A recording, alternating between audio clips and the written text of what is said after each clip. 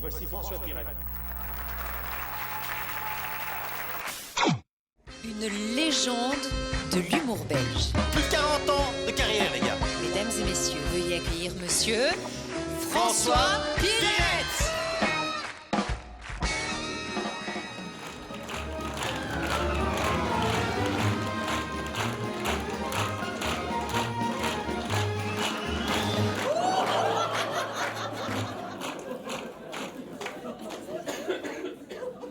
Pardon, Mamour? Non, continuez à manger sans moi, je vais bientôt présenter mes vœux au peuple.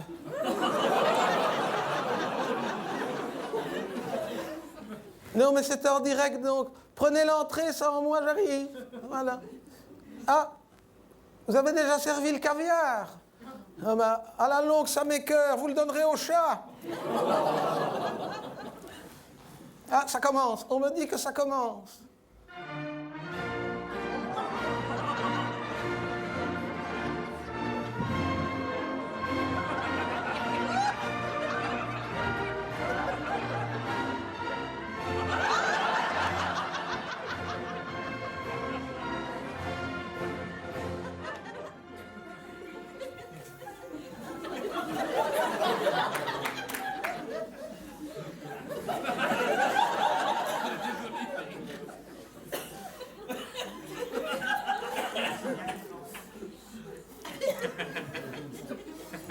Mes chers compatriotes, en ces temps troublés, deux mots occupent tout mon esprit. Et ces mots sont l'espoir et la paix. L'espoir qu'après bientôt 7 mois de crise, les Belges connaîtront, mais surtout me foutront, enfin la paix.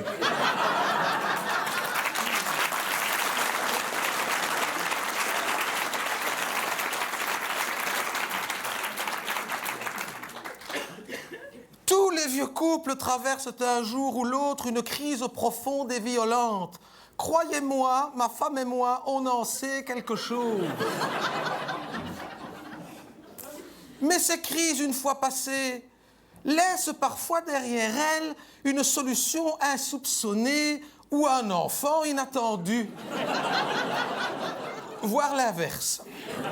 Et croyez-moi, là aussi, ma femme et moi, on en sait quelque chose. La reine et moi savons par expérience que la réconciliation est la seule issue. Et nous espérons de tout cœur que, tout comme nous, vous trouverez vous aussi le chemin de la raison d'État. D'ailleurs, permettez-moi de tendre ici la main aux séparatistes de tous bords, sans distinction aucune, qu'ils soient flamands ou néerlandophones, qu'ils soient de Flandre ou du nord du pays. Qu'importe. Permettez-moi de leur...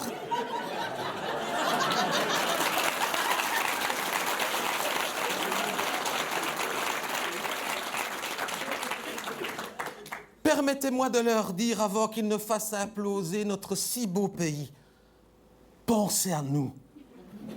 Enfin, je veux dire, pensez à ma famille. Pensez à moi. Et pensez surtout à l'avenir de mon fils aîné. Pensez que si demain vous proclamiez la République, vous l'auriez entretenue pendant plus de 50 ans pour rien.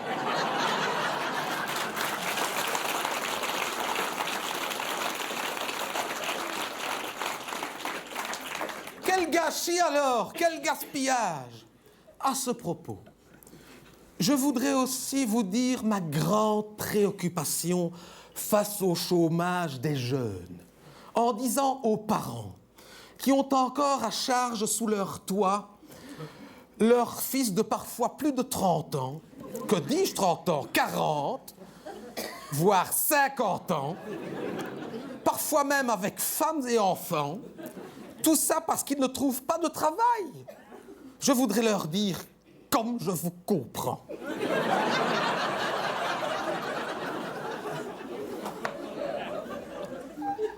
Et en parlant de chômage, je veux aussi avoir une pensée pour toutes celles et tous ceux qui ont perdu leur emploi au cours de cette année 2010. Avec malgré tout une pensée toute particulière pour Madame Anne Quevrin, qui aura d'autant plus de mal de retrouver du travail qu'elle sait la justice d'être une femme et qui plus est une femme de plus de 50 ans. J'en profite par ailleurs pour vous remercier en mon nom et au nom de ma famille d'être malgré cela resté fidèle à Place Royale pour suivre nos folles aventures à travers le monde entier, la SB, le Condro et la Flandre occidentale. Oui, c'est la crise. Et croyez-moi, mes chers compatriotes, elle ne m'aura pas épargné, moi non plus, puisque moi aussi, tout comme vous, j'aurais vu cette année mon pouvoir d'achat fondre de 2%. Comme vous. Et quand pour un salaire moyen, comme le vôtre, 2% ne représente jamais que 720 € par an, compte tenu du mien, ces 2% m'en coûtent 211 000.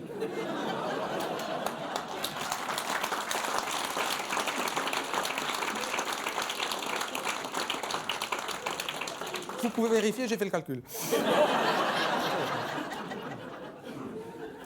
Alors, de quoi nous...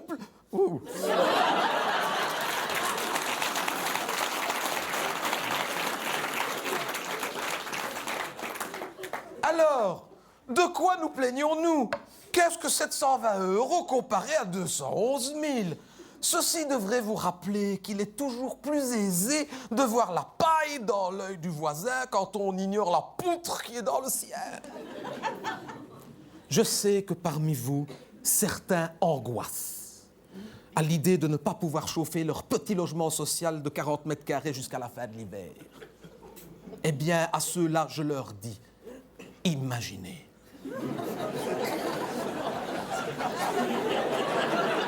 Imaginez la facture de mazout quand on est comme moi obligé d'habiter un monument historique de 437 pièces sous 5 mètres de plafond, mal isolé et sans double vitrage, sans compter une serre tropicale de 2 hectares. Imaginez. Alors qu'ils se rassurent, car s'ils ne sont pas les mieux logés, ils ne sont pas non plus les plus mal lotis. On a trouvé celle-là, hein? Je les écris moi-même. Hein?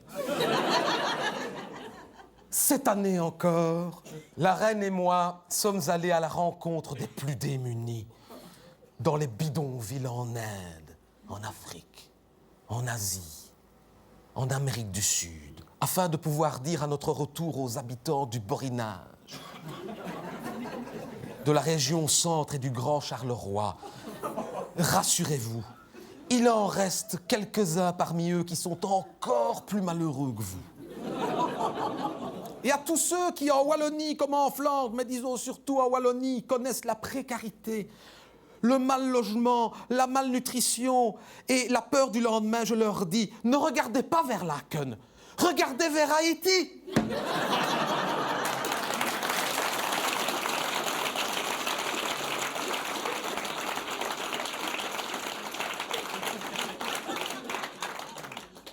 Mais ce soir, je voudrais aussi m'adresser aux SDF, qui, par définition et vu leur situation, ne peuvent malheureusement pas m'entendre.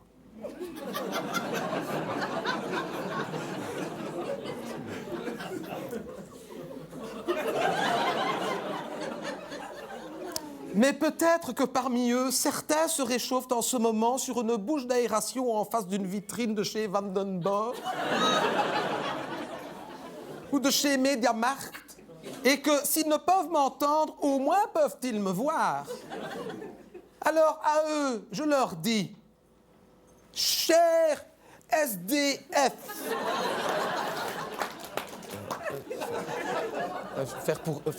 j'espère qu'à l'envers, ça ne fait pas BHV. Chers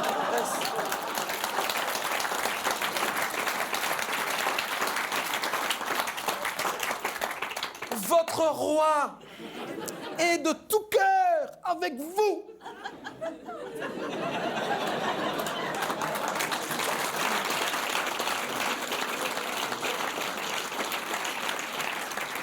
Bonne année, mais surtout, bonne santé. C'est essentiel quand, comme vous, on a choisi de vivre dans la rue. Je voudrais aussi avoir un mot pour nos anciens, qui souffrent tant de solitude. Car il n'y a pas de moment plus propice que les fêtes pour accueillir chez soi un vieux ou une vieille, pour lui offrir un peu de réconfort, comme mon épouse et moi le faisons depuis plus de 15 ans.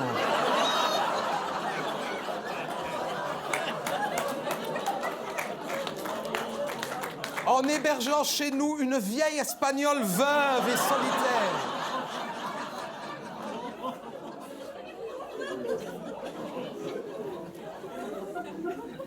Mais n'oublions pas non plus nos militaires, qui cette année encore, pour beaucoup d'entre eux, passent les fêtes loin de leur famille, dans des contrées parfois hostiles, comme l'Afghanistan, le Pakistan, le Kosovo ou la Flandre.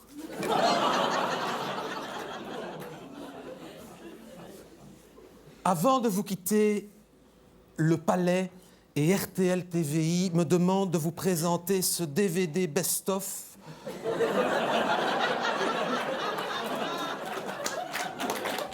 de mes meilleurs vœux, qui rassemble donc tous mes meilleurs vœux télévisés de ces 15 dernières années, en français sous-titré néerlandais, et qui propose aussi de nombreux bonus, dont un bêtisier assez désopilant, DVD distribué par Belga Vidéo et vendu exclusivement au profit de la Fondation du Roi Mon Frère. Mes très chers compatriotes, c'est donc du fond du cœur et en toute simplicité que je vous souhaite pour cette année 2011 bonheur, joie et prospérité pour vous et pour votre famille. Bonne année 2011. Et si jamais on ne devait plus se revoir, bonne année aussi pour 2012, 2013, 2014, 2015, 2016, 2017.